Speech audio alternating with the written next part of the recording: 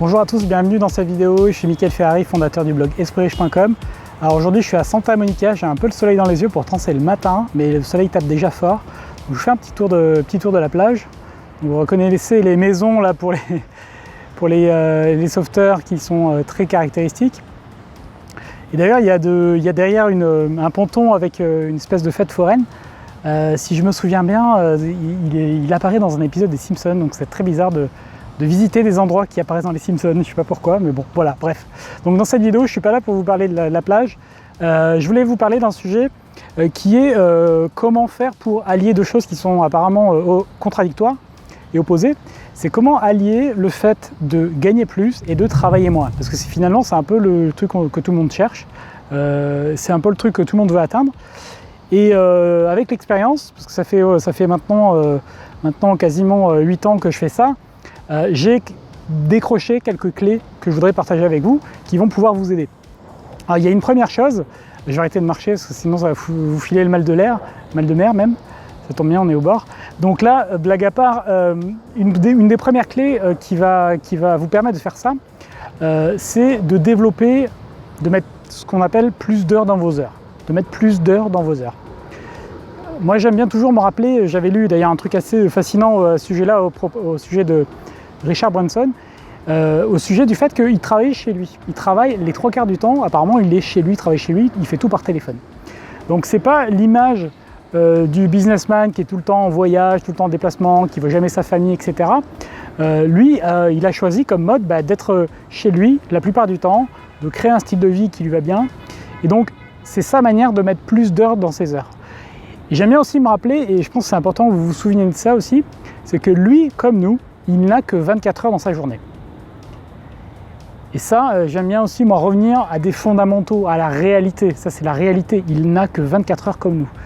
Donc évidemment, il a une équipe, il a plein de gens qui travaillent pour lui, mais au départ, c'était pas le cas. Au départ, c'était pas le cas.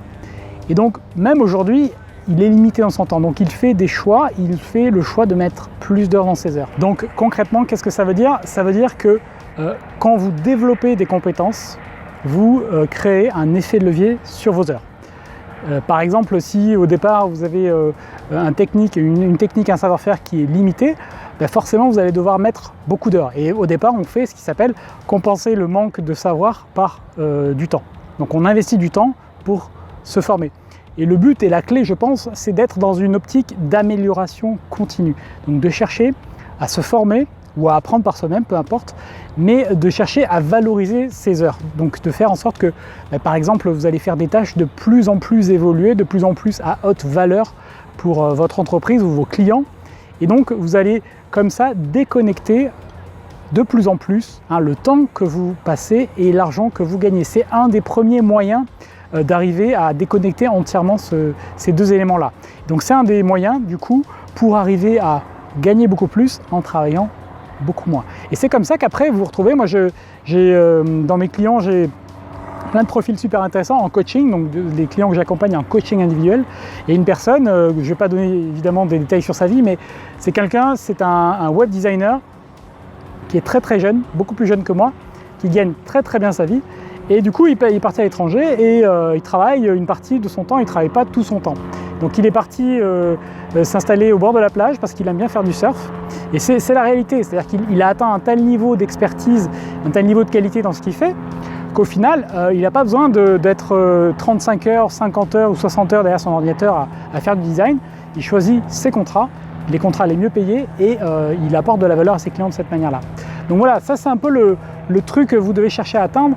Alors après, si votre boulot aujourd'hui ne vous permet pas de faire ça parce qu'il n'y a pas de conditions, il n'y a pas de situation dans lesquelles vous pouvez suivre un chemin comme ça dans votre boulot, eh bien cherchez à faire ça à côté, dans une autre activité que vous allez créer, ou alors changer de boulot. Voilà, c'est aussi simple que ça. Un boulot qui ne vous permet pas de progresser, c'est pas un boulot dans lequel vous devriez rester. D'ailleurs, moi j'ai souvent quitté des entreprises, enfin souvent, je n'ai pas démissionné non plus 25 fois, mais la première fois que j'ai démissionné dans une entreprise, j'étais dedans depuis 2 mois et demi. Voilà, une grosse société, 2 mois et demi, j'ai vu que j'avançais pas, qu'il n'y avait aucun environnement qui me permettait de me développer, et donc je suis parti. Et je suis parti dans une société dans laquelle je suis resté d'ailleurs un peu plus d'1 an, et puis au bout d'1 an c'était le même constat, je suis parti ailleurs. C'est parce que c'est un des critères les plus importants. D'ailleurs j'ai après coup découvert qu'une citation, une recommandation, je ne sais plus de qui elle est, mais qui dit qu'en gros le premier truc que vous devez choisir, surtout quand c'est votre premier job, et même je pense pour la suite, c'est vous devez choisir non pas une entreprise ou non pas un poste, mais surtout qui va être votre boss, qui va être votre responsable. Est-ce que c'est quelqu'un qui va vous tirer vers le haut, quelqu'un qui va créer des conditions pour vous aider à avancer et à vous développer. Et en fait, c'est le seul critère qui compte. Peu importe à la limite le salaire, peu importe la fonction, si vous avez quelqu'un qui vous tire vers le haut, après vous allez accomplir des miracles en peu de temps. Donc voilà ce que je voulais vous dire sur cette question-là. Je vous laisse là. Merci d'avoir regardé cette vidéo. Si vous l'avez aimé, cliquez sur j'aime, abonnez-vous à la chaîne et je vous retrouve très bientôt pour de nouvelles vidéos. Salut! Téléchargez mon guide gratuit pour démarrer sur le chemin de l'indépendance financière.